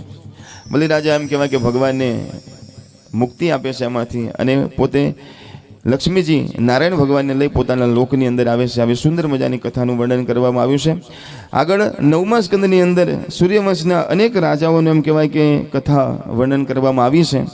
અમરીશ રાજાનું ચરિત્ર છે અને ભગવાન શ્રી રામચંદ્રજીને સુંદર મજાના ચરિત્રની કથાનું વર્ણન કરવામાં આવ્યું છે. રાજા દશરથને ઘેર 3 રાણી છે, પણ સંતો કહે છે કે કોઈ સંતાન નથી અને પુત્ર કામેષ્ટી યજ્ઞ થાય છે. અને દશરથ રાજાને ત્યાં આગળ 1 નહીં 4 દીકરાનો જન્મ થાય છે. ધીરે ધીરે 4 સંતાનો મોટા થાય છે. આખા અયોધ્યામાં એટલો બધો આનંદ કે મારા રાજાને ત્યાં 4 દીકરાનો જન્મ થયો છે. બધા નાચવા લાગ્યા, કૂદવા લાગ્યા. ભગવાનને ભણવા માટે મોકલે છે.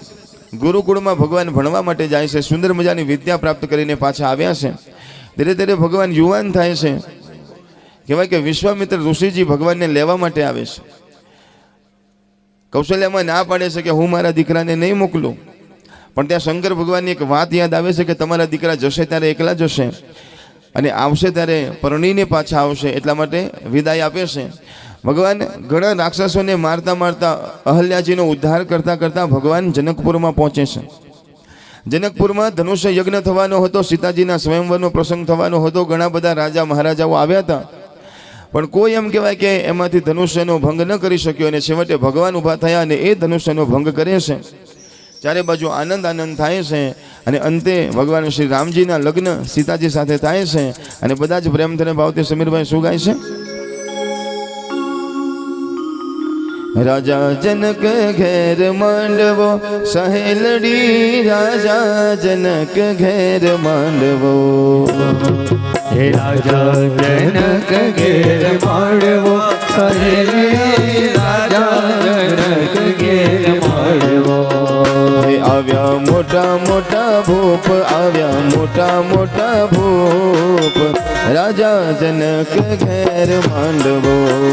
હે આવ્યા મોટા મોટા ભૂપ, આવ્યા મોટા મોટા ભૂપ, રાજા જનક ઘેર માંડવો. લંકા તે ગઢથી રાવણ આવ્યો, સહેલડી લંકા તે ગઢથી રાવણ આવ્યો. હે લંકા તે ગઢથી રાવણ આવ્યો, સહેલડી લંકા તે ગઢથી રાવણ આવ્યો. તમે બધા બોલો છો કે નહીં?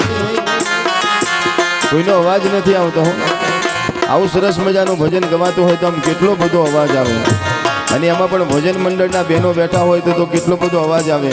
તમારા કરતાં તમારા ભાઈઓનો અવાજ વધારે આવે છે. જરા બોલો, હું બોલું પછી.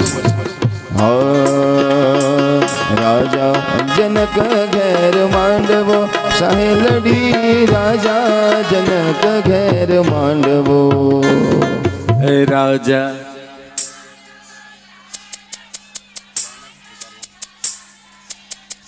જેટલા મંડળ બેઠા છે એટલા મંડળ અલગ અલગ ગાય છે. બોલો, બધાનો અવાજ એક જ આવો છે. હું ગાઉં પછી બધા એક સાથે ગાવાનું છે. રાજા જનક ઘેર માંડવો, સહેલડી રાજા જનક ઘેર માંડવો.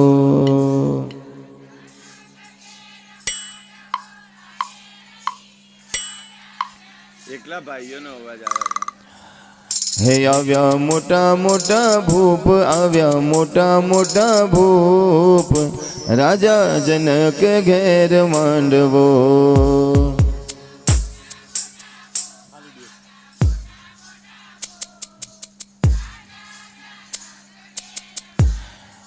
લંકા તે ગઢથી રાવણ આવ્યો, સહેલડી લંકા તે ગઢથી રાવણ આવ્યો. હાલો ભાઈઓ.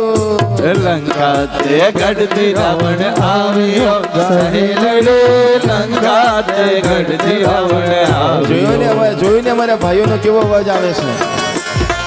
લંકા તે ગઢથી રાવણ આવ્યો, સહેલડી લંકા તે ગઢથી રાવણ આવ્યો. બોલો બોલો જો.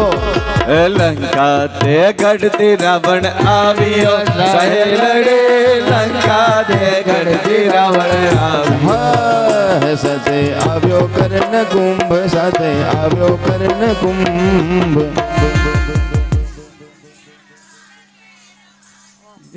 રાજા જનક ઘેર માંડવો, સહેલડી રાજા જનક ઘેર માંડવો.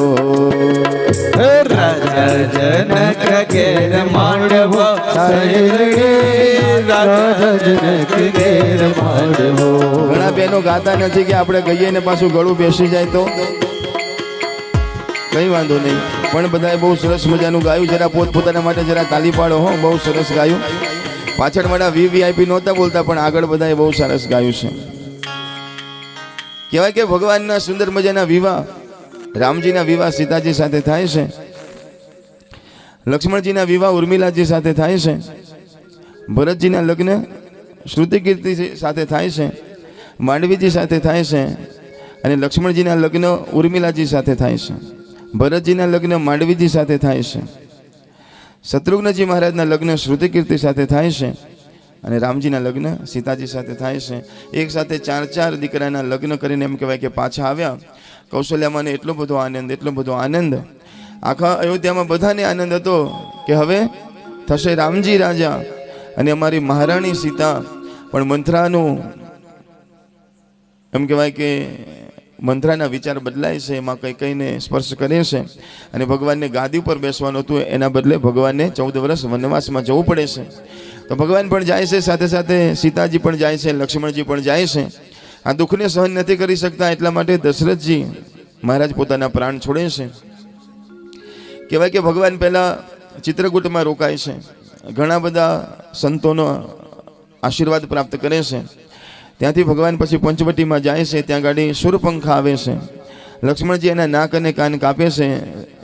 શૂરપંખા રડતી રડતી રાવણ પાસે જાય છે કે મેં આજ સુધી નથી જોઈ એવી સુંદર સ્ત્રી, મેં સીતા જોઈ, અને હું તમારા લગ્નની વાત કરવા ગઈ પણ એમાં મારા નાક અને કાન કાપ્યા. રાવણ ખીજાય છે અને રાવણ આવી અને સીતાજીનું અપહરણ કરીને લઈ જાય છે. ભગવાન શોધવા માટે નીકળ્યા છે. સબરીના આશ્રમમાંથી થઈ ભગવાન કિષ્કિંધામાં પહોંચ્યા છે. ભગવાન હનુમાનજીને મળે છે.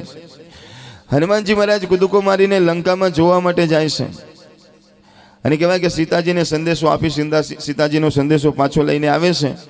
5 દિવસની અંદર સરસ મજાનો સમુદ્ર ઉપર સેતુ બંધાય છે અને રામેશ્વર ભગવાનની સ્થાપના ભગવાન કરે છે. અને પછી રામ અને રાવણનું યુદ્ધ થાય છે.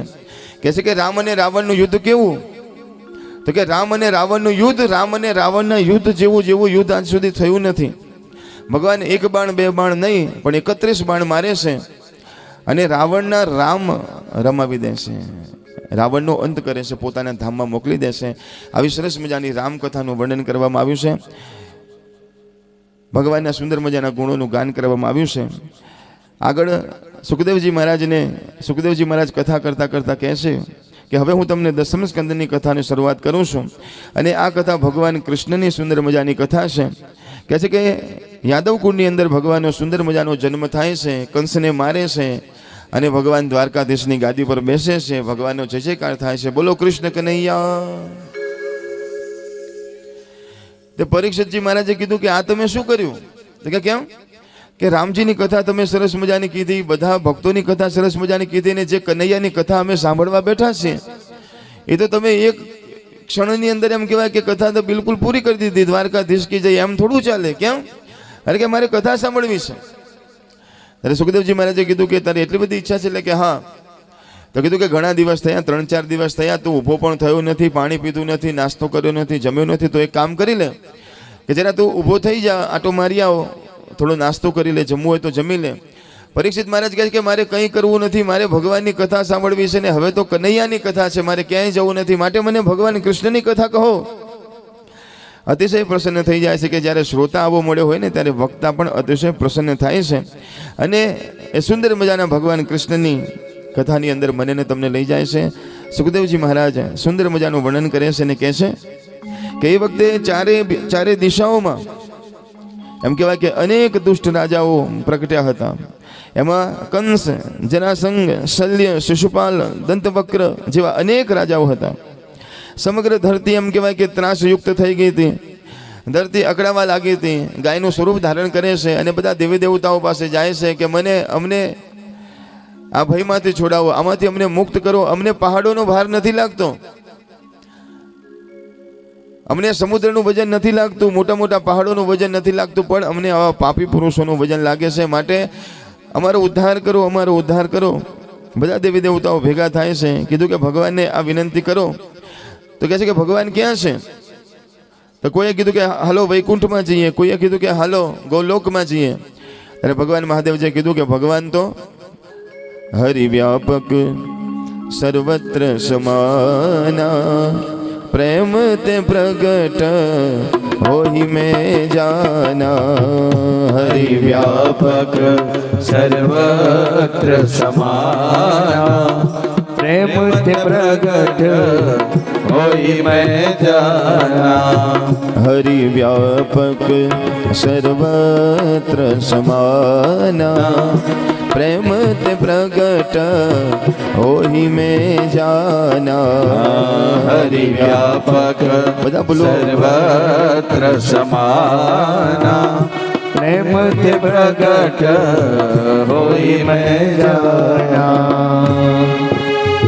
સુંદર મજાના શ્રીમદ ભાગવત જ્ઞાન યજ્ઞ સપ્તાહના સુંદર મજાના આયોજનની અંદર ગોપાલ મહિલા મંડળ રાયસનના સુંદર મજાના આયોજનથી ગૌ સેવાના લાભાર્થે સ્વામી સંજય ભારતીની સુંદર મજાની કથાનું આપણે બધા રહ્યા છીએ.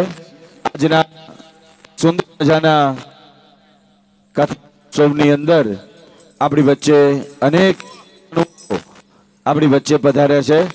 સુંદર કથા મહોત્સવ સમિતિ દ્વારા સુંદર મજાનું સ્વાગત. અમારા મહેન્દ્રભાઈને વિનંતી કરું કે અત્રે અહીં પધારશે. સુંદર મજાનું અહીં જે મહેમાનો ઉપસ્થિત છે એ તમામ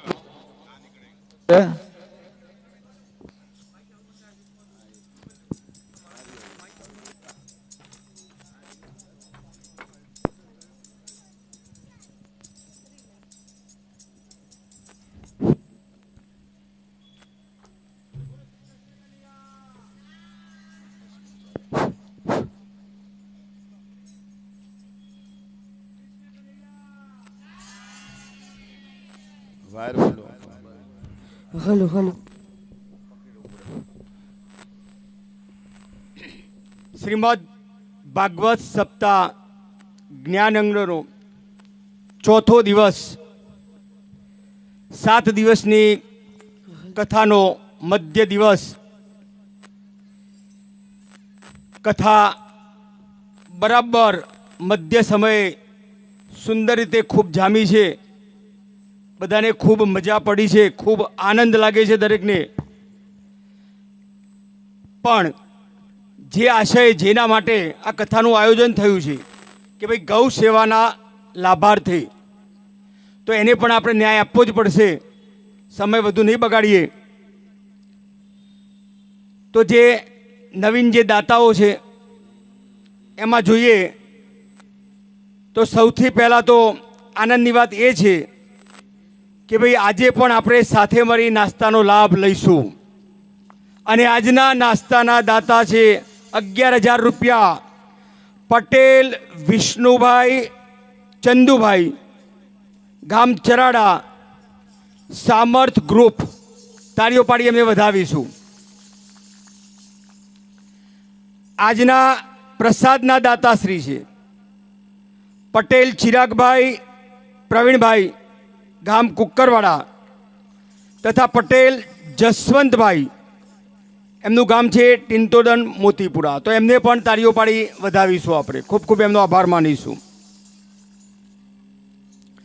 આ સિવાય આજના અન્ય દાતાશ્રીઓમાંથી 501 રૂપિયા જયમિની બેન અલ્પેશભાઈ શાહ, 250 રૂપિયા રામ ભરોસે, 500 રૂપિયા રામ ભરોસે, 1100 રૂપિયા ભીખાભાઈ કચરદાસ પટેલ કુડાસણ, 1100 રૂપિયા મધુબેન અમૃતભાઈ પટેલ સ્પર્શ વિલા કુકરવાડા, 2100 રૂપિયા કલાવતીબેન અમૃતભાઈ પટેલ સાર્થક કેમ્ફોર, ગામ દેલવાડા, 2100 રૂપિયા અન્મિક હિતેશભાઈ પટેલ અમદાવાદ, 1100 રૂપિયા રામ ભરોસે, 3500 રૂપિયા Pancheshwar senior citizen group Raysan.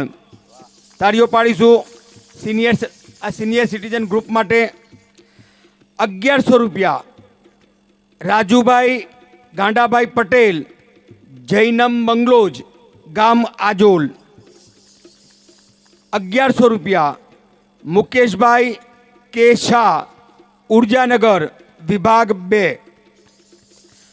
2500 રૂપિયા સવિતાબેન ગોવિંદભાઈ પટેલ શ્રીધર પેલેસ જામડા, અને 500 રૂપિયા પટેલ નટવરભાઈ, જે નટુ કાકાના નામથી અહીંયા આપણે ઓળખીએ છીએ, એ લોદરા ગામના વતની છે. તો આ તમામ દાતાઓ માટે ફરીથી એકવાર તાળીઓ પાડી દરેકને આપણે વધાવીશું.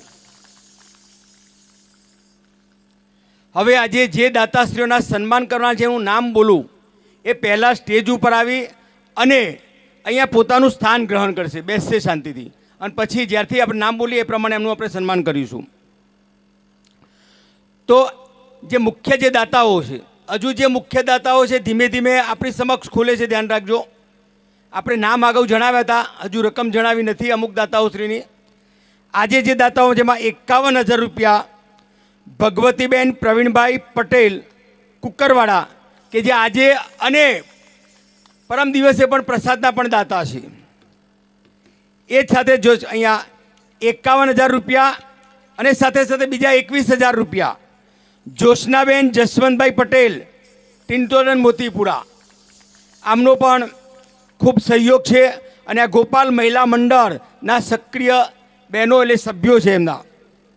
તો આ ભગવતીબેન પ્રવીણભાઈ પટેલ, ચિરાગભાઈ પણ આવ્યા છે, તો એમને વિનંતી કરીશ કે એમના કુટુંબ સાથે બધા જે આવ્યા હોય, એમના દીકરા આવ્યા હોય, પુત્રવધુ આવ્યું હોય, તો એ સાથે સ્ટેજ ઉપર આવશે.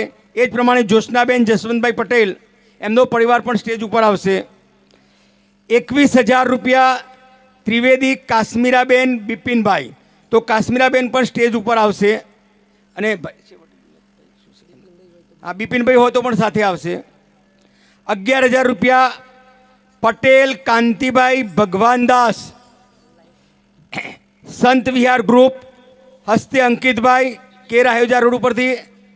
તો કાંતિભાઈ ભગવાનદાસ પણ સ્ટેજ ઉપર આવશે. બીજા બે દાતાઓ છે ₹5100 ગઈકાલના પટેલ કમરાબેન ઘનશ્યામભાઈ પટેલ ચરાડા, શ્રીધર પેલેસ. તો કમરાબેન પણ અહીં આવશે. ₹5000 પટેલ રમીલાબેન રમણલાલ માણસા, ગૌરવ સોસાયટીમાં રહે છે. તો રમીલાબેન પણ અહીંયા સ્ટેજ ઉપર આવશે.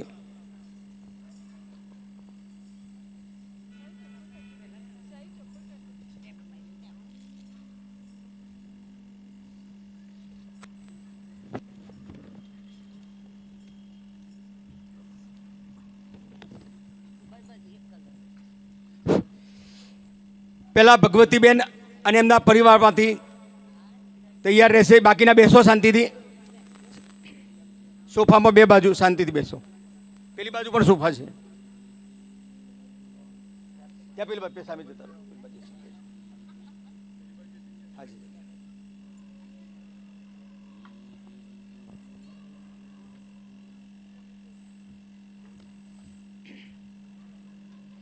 જ્યારે દાતાશ્રીઓનું સન્માન થતું હોય ત્યારે આપણે એમને પ્રોત્સાહન આપીશું. એમને જે આ ગૌ સેવા માટે જે દાન આપ્યું છે એ ખરેખર આપણા માટે ને એમના માટે અહોભાગ્ય છે. ખૂબ સારી બાબત છે. તો સૌથી પહેલાં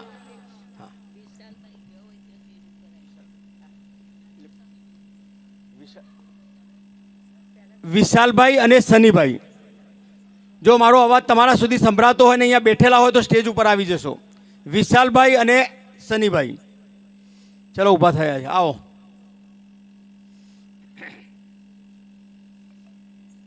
ચલો ભગવતીબેનના પરિવારમાંથી બધા આવી જઈએ આપણે. તમે બે કરી દીધી ને? જેમ બેન આપું ને એમ લેજો. કાલે બે આપવાની છે બરાબર. અને સાલોજીને ઉઠાડવાની તમારે આપી દેજો. હા, પહેલાં મોકલો. ચિરાગભાઈ મોકલો.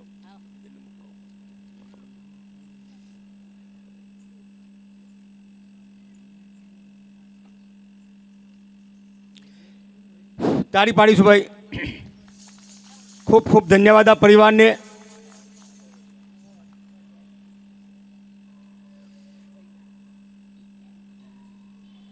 જો ભાઈ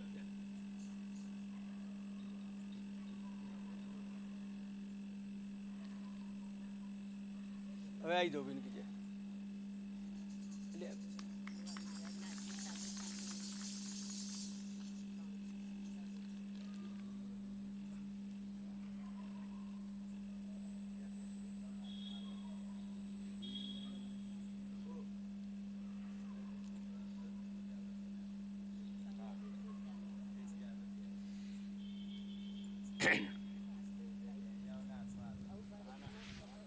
આ પરિવારો આજના પ્રસાદના પણ દાતાશ્રી છે. ફરી પાછા પરમ દિવસે પણ એમના તરફથી જ પ્રસાદી છે.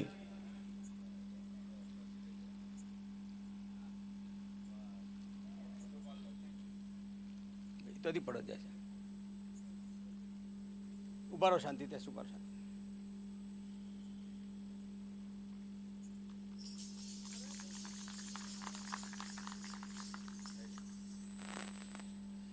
હવે જોશનાબેન જસવંતભાઈ પટેલ એમના પરિવાર તર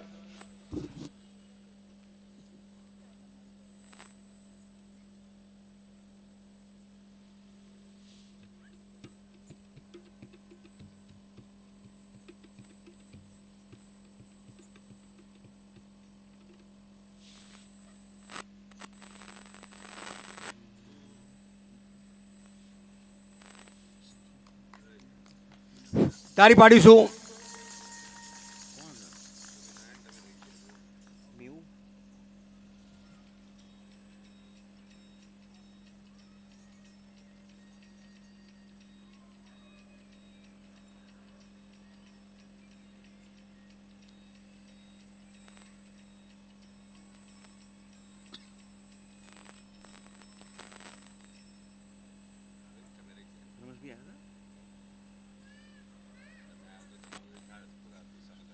ઉભા રહો ત્યાં રીતે ફોટા જાય છે.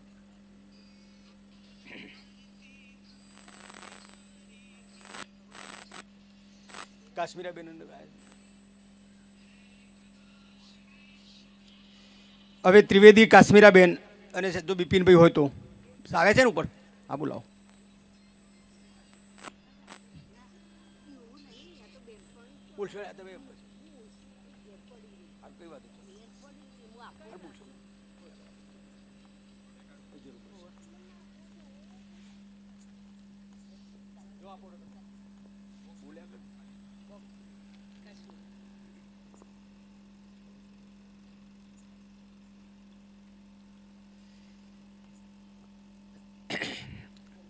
કાશ્મીરાબેન પણ આ ગોપાલ મહિલા મંડળના ખૂબ સક્રિય સભ્ય છે.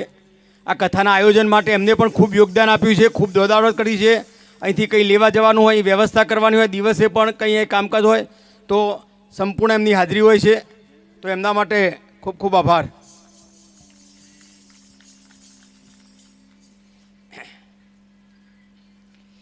પટેલ કાંતિભાઈ ભગવાનદાસ, ગામ રિદ્રોલ, સંત વિહાર ગ્રુપ.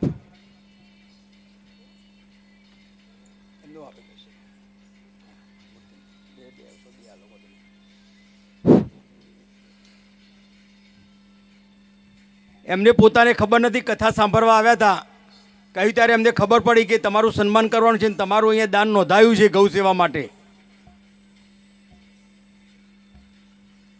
ખૂબ ખૂબ આભાર. ઉભા રહો ત્યાં ઉપર.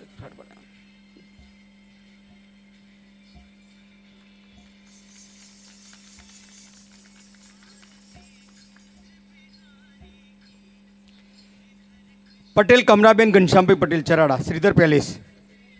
એમના તરફથી આપણને ગૌ સેવા માટે 5100 રૂપિયા, 5000 અને 100 રૂપિયાનું દાન મળેલ છે.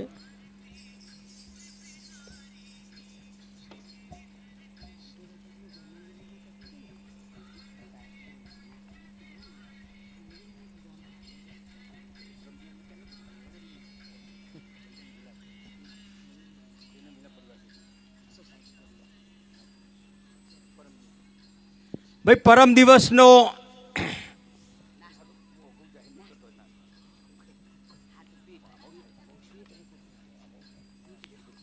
11,000 રૂપિયા જૈનમ વિલા પરિવાર તરફથી અત્યારે હાલ ગૌ સેવા પ્રત્યે આપણને દાન મળે છે. ખૂબ ખૂબ તાળીઓ પાડીશું આમના માટે. બેન અહીં આપણને કહેવા આવ્યા છો 11,000 રૂપિયા. થઈ ગયું બેનનું? હા. પટેલ રમીલાબેન રમણલાલ માણસા, ગૌરવ સોસાયટી. હા, એમના તરફથી આપણને ગૌ સેવાના લાભાર્થે 5,000 રૂપિયા મળેલ છે. તાળીઓ પાડી વધાવીશું. ખૂબ ખૂબ આભાર એમનો. આ સિવાય અન્ય દાતાઓના પણ આપણે નામ લીધા છે. એ દરેકનો પણ આપણે દરેક ખૂબ ખૂબ તાળીઓ પાડી ફરી એકવાર આભાર માનીશું. દાતા એ દાતા કહેવાય, નાના હોય કે મોટા હોય, દરેક દાતાઓનો આપણો અંતઃકરણપૂર્વક દરેકનો આપણે આભાર માનીએ છીએ.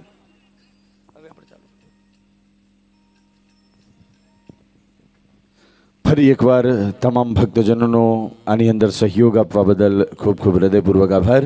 ફરી એકવાર બાપુના ચરણમાં પ્રાર્થના કરીએ કે જે કથાની આપણે બધા જ આતુરતાથી 4 દિવસથી રાહ જોઈ રહ્યા છે, પરમાત્માના સુંદર મજાના જન્મોત્સવની કથાનું ગાન અને પાન આપણે બધા જ કરશું.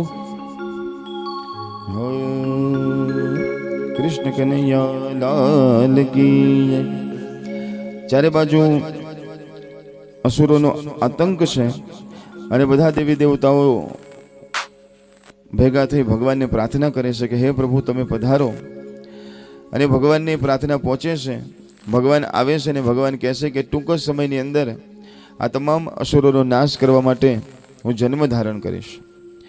ભગવાન ક્યારે આવે છે તો કહે છે જબ જબ હોઈ ધર્મ કે હાની બાઢહી અસુર અધમ અભિમાની. જબ જબ હોઈ ધર્મ કે હાની બાઢહી અસુર અધમ અભિમાની. તબ તબ પ્રભુ ધરી વિવિધ શરીરા હરહે કૃપા નિધિ સજ્જન પીરા. શ્રી રામ જય રામ જય જય રામ. શ્રી રામ જય રામ જય જય રામ. ચારે બાજુ અસુરોનો આતંક છે અને એવા સમયે એમ કહેવાય કે કંસનું નામ ચારે કોર લેવાય છે. કંસ રાક્ષસ તરીકે એમ કહેવાય કે ચારે બાજુ જાહેર થયેલો છે. એને થયું કે આજે ચારે બાજુ રાક્ષસ તરીકે મારી ગણતરી થાય છે, લાવ જરા મારા નામમાં સુધારો કરું. પોતાની કાકાની દીકરી દેવકીના લગ્ન છે અને એમ કહેવાય કે કંસે કીધું કે મારી બહેનના લગ્ન છે. અને લગ્નની જ્યારે વિદાય થતી હતી ત્યારે કંસે કીધું કે જરા સમાજમાં મારું નામ સારું થાય એટલા માટે કીધું કે બેનને વડાવવા માટે, બેનને મૂકવા માટે હું મારા રથમાં જઈશ. દુનિયાને ખબર પડે કે કંસને પોતાની બેન પ્રત્યે કેટલો પ્રેમ છે. તો વસુદેવજી અને દેવકી ને પાછળ બેસાડી કંસ રથ ચલાવે છે, રથ આગળ જાય છે. અને એ જ વખતે આકાશવાણી થાય છે અને કહે છે કે હે કંસ અભિમાની, કંસ સાંભળ, તું અત્યારે જેને તારા રથમાં બેસાડીને લઈ જઈ રહ્યો છે એનું 8મું સંતાન તારો કાળ છે, એ તને મારશે. જ્યાં કંસના કાનમાં આ વાત પડી છે, કંસ ખીજાયો છે, ક્રોધે ભરાયો છે, ખડક કાઢી અને દેવકીજીને જ્યાં મારવા માટે જાય ત્યાં ગાડી વસુદેવજી કહે છે કે ઉભો રે કંસ, ઉભો રે. તારો દુશ્મન તો અમારો દીકરો છે, આ તારી બહેન છે, એને તો તારું શું બગાડ્યું છે, તું એને શું કામ મારે છે? અને તને જો બીક લાગતી હોય તો અમારે જેટલા સંતાનનો જન્મ થશે તને આપી દઈશું, તો દેવકીને ન મારે. કંસ કહે છે કે કંઈ વાંધો નહીં, કેદખાનામાં પૂરી દો. કેદખાનામાં પૂરી દેવામાં આવે છે. કંસ ચારે બાજુ એમ કહેવાય કે ગભરાતો ગભરાતો ફરે છે. આકાશવાણીમાં શું શબ્દ થયો? 8મું સંતાન મારો કાળ. સંતો કહે છે કે ધીરે ધીરે સમય વીતવા લાગ્યો છે અને જ્યાં પહેલા બાળકનો જન્મ થયો છે, કંસના સૈનિકો આવે છે, બાળકને લઈને જાય છે. કંસે જે નાના બાળકને જોયો છે, કંસને પણ થોડી દયા આવી ગઈ. કીધું કે મારો કાળ તો 8મું સંતાન છે, આ તો પહેલું સંતાન છે, લઈ જાઓ પાછું, મારે નથી મારવું. પણ સંતો કહે છે કે એ જ વખતે સંતો પધારે છે અને કંસને કહે છે કે એક કમળ બતાવે છે કે જેની 8 પાંખડી છે.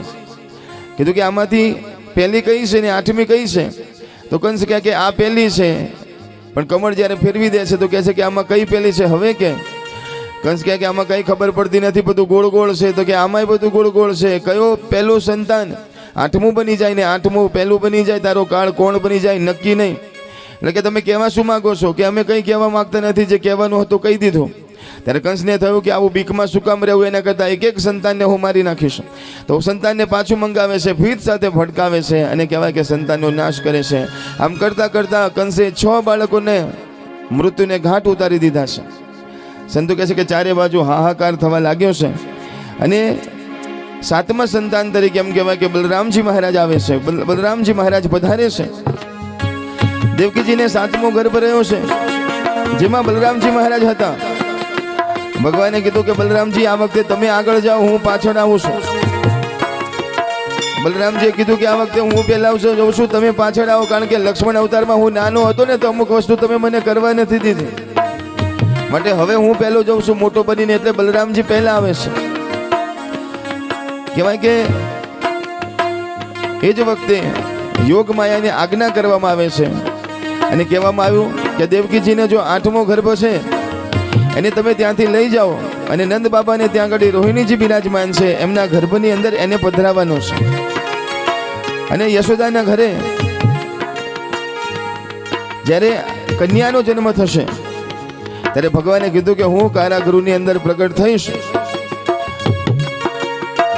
અને મારા માતા પિતા મને અહીંયા કારાગૃહમાંથી નંદ ભવનમાં લઈ જશે અને ત્યાં જે દીકરીનો જન્મ થયો હશે એને લઈને અહીંયા પાછા આવશે.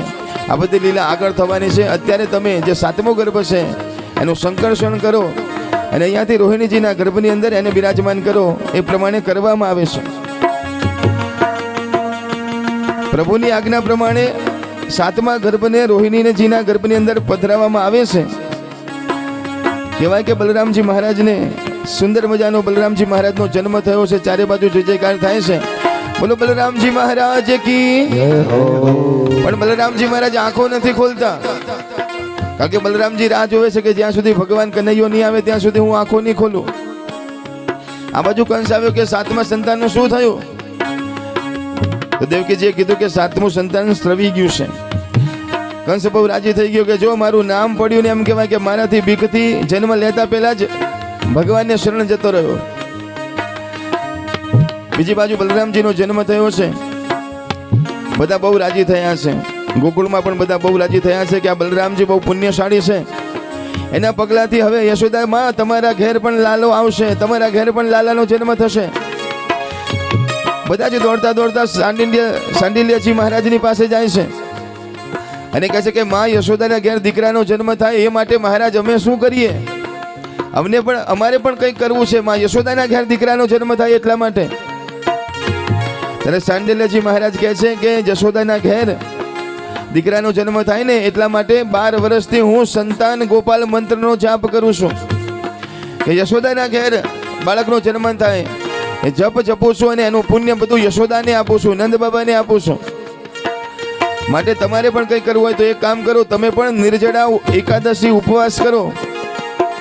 કહેવાય કે ભાદ્ર પક્ષમાં સુદમાં છઠ્ઠીના દિવસે દાઉજી પ્રગટ્યા હતા અને ભાદ્ર પક્ષની એકાદશીથી આખું ગોકુળ નિર્જળા વ્રત કરે છે. નાના નાના બાળકો પણ એમ કહેવાય કે એકાદશીનું વ્રત કરે છે, પાણી પણ પીતા નથી કે તમે તો પી લો પાણી, તમે તો જમો કે ના ના ના, માં યશોદાના ઘેર લાલો આવવાનો છે એના માટે અમારે પણ કંઈક કરવું પડે. કહેવાય કે બલરામજીના જન્મ પછી એકાદશી કરવાની શરૂઆત કરી અને 23 એકાદશી થઈ પછી ભગવાન કૃષ્ણ પધાર્યા છે. દેવકીજીના ગર્ભની અંદર 8મા ગર્ભની સ્વરૂપે એમ કહેવાય કે ભગવાન નારાયણ પ્રગટ થયા છે, અંદર પ્રવેશ કર્યો છે. દેવકીજીના મુખ ઉપર તેજ આવ્યું છે. કંસ ગભરાયો છે કે મારો કાળ વિરાજમાન થઈ ગયો હોય એવું લાગે છે. દેવતાઓ સ્તુતિ કરવા લાગ્યા છે કે હે પ્રભુ પધારો, હે પ્રભુ પધારો. ધીરે ધીરે દિવસો વીતવા લાગ્યા છે. સુંદર પવન વહેવા લાગ્યો છે. ધીરે ધીરે કરતા એમ કહેવાય કે 1 માસ, 2 માસ, 3 માસ વીતવા લાગ્યા છે અને જે 8 મહિના વીત્યા, 9મો માસ આવ્યો છે, શ્રાવણ માસ આવ્યો છે, કૃષ્ણ પક્ષ આવ્યો છે. એકમ, બીજ, તીજ, ચોથ, પાંચમ, છઠ, સાતમ અને આઠમની સુંદર મજાની રાત આવી છે. રોહિણી નક્ષત્ર થયું છે. દેવો ભગવાનની આગળ પ્રાર્થના કરે છે કે હે પ્રભુ પધારો. દેવકી વસુદેવ પ્રાર્થના કરે છે કે હે પ્રભુ પધારો. ત્યારે કારાગૃહની અંદર ભગવાન ચતુર્ભુજ નારાયણ સ્વરૂપે પ્રગટ થાય છે, પધારે છે. બોલો નારાયણ ભગવાન કી જય હો. ભગવાનની સુંદર મજાની સ્તુતિ કરે છે. દેવકીએ દર્શન કર્યા અને કીધું કે પ્રભુ, જ્યારે મેં તપ કર્યું ને તમે પ્રસન્ન થયા ત્યારે તમે કીધું માંગો, ત્યારે મેં કીધું કે મારો દીકરો બનીને તમે આવજો, પણ તમે તો દીકરો નહીં મારો બાપ બનીને આવ્યા છો, કારણ કે તમે નારાયણના સ્વરૂપમાં આવ્યા છો. મારે તો દીકરો જોઈએ છે નાનો. તો કે હું શું કરું કે તમે નાના બની જાઓ. પેલા તો 4 હાથ છે, 2 હાથ કરી નાખો. ભગવાને 2 હાથ કરી દીધા. કીધું કે હવે નાના બનો. ભગવાન 10 વર્ષના બની ગયા. કીધું કે હવે, એટલે કે હજી નાના બનો. ભગવાન 5 વર્ષના બની ગયા. કીધું હવે કે હજી નાના બનો. 1 વર્ષના બન્યા. કીધું કે માં હવે તો બરોબર છે ને? કે ના, 1 વર્ષના નહીં, 1 દિવસના બનો. ભગવાન 1 દિવસના નાના બન્યા. કીધું કે હવે તો માં બરોબર છે ને? એટલે દેવકીજીએ કીધું કે 1 વર્ષનું બાળક હોય ને એ બોલે નહીં, એ તો રડે. રડવાનું ચાલુ કરો, રડવાનું. ને ભગવાન કહે છે કે મારા ઉપર એવા શું દુઃખ પડ્યા છે કે હું રડું? ત્યારે માએ કીધું કે પોતાના ઉપર દુઃખ પડે તો બધા રડે, પણ જ્યારે સૃષ્ટિ ઉપર અને ભગવાનના ભક્તો ઉપર દુઃખ પડે ને ત્યારે ભગવાને પણ રડવું પડે. રડવાનું ચાલુ કરો ને ભગવાન રડવા લાગ્યા છે. પણ કીધું કે તમે મને અહીંયા ના રાખતા, તમે મને અહીંયાથી લઈ જજો ગોકુળની અંદર, અને જ્યાં માયા સ્વરૂપે એમ કહેવાય કે દેવી પ્રગટ થયા છે એને લઈને તમારે અહીંયા આવવાનું છે. 11 વર્ષ પછી માં હું તમારી પાસે પાછો આવીશ. અને બાળ સ્વરૂપે ભગવાનના સુંદર મજાના દર્શન થયા છે. બોલો કૃષ્ણ કનૈયાલાલ કી જય હો. વસુદેવજી કહે છે કે ટોપલું તૈયાર કરો. ટોપલું તૈયાર કર્યું છે, અંદર ભગવાને બિરાજમાન કર્યા છે. દેવકીજી કહે છે કે મને દર્શન કરી લેવા દો મારા લાલાના. મને હવે 11 વર્ષ પછી દર્શન થશે. વિચાર કરો કે માની કેવી સ્થિતિ હશે કે બાળકનો જન્મ થયો ને એ પણ નંદ નંદન ભગવાન કૃષ્ણચંદ્ર, નીલમણી નીલ ઘનશ્યામ ભગવાન કેવા સુંદર મજાના લાગે છે. ભગવાનને જોઈને એમ કહેવાય કે મોકલવાની ઈચ્છા થતી નથી, પણ ભગવાન